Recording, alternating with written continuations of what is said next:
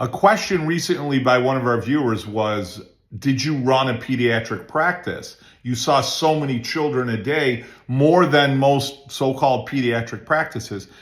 We did see a lot of kids. We saw a lot of babies, a lot of pregnant moms. I never viewed my practice as a pediatric practice. I viewed it as a family practice. Epiphany for me was everyone is neurologically compromised.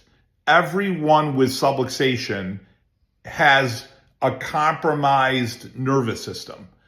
And because everyone is subluxated, everyone is compromised, everybody needed care. So I never looked at a child, if you will, as a hierarchy needing care more than a baby. And I never looked at a baby needing care more than an adult. And I looked at everyone needing care equally. I never looked at somebody that was so-called sick and said, wow, they need care more, or the adjustment was more valuable to them than somebody who didn't exhibit any symptoms.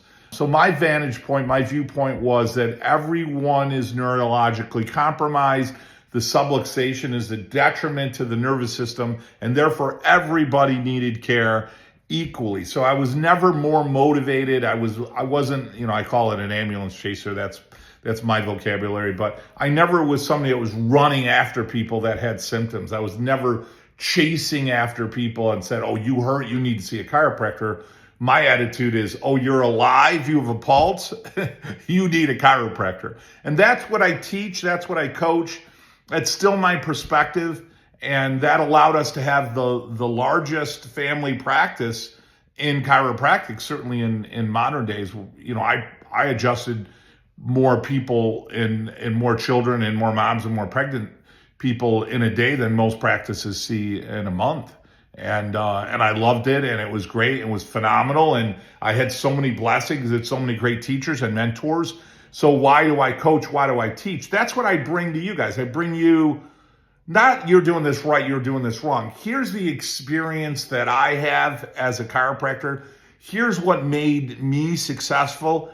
Take out of it what you will and apply that to your existing skill set. Let's elevate your existing skill set, and let's take your practice to the next level, whatever that is, and that's going to bring a greater fulfillment and progress, right? It feels horrible when your practice isn't doing well. So it brings greater fulfillment on your end, and then you get the benefit from all the benefits of a successful practice, right? You get to feel good, you get to help more people, you get to serve more people. From your vantage point, hey, I have more freedom, I have more wealth, I have more independence, and then that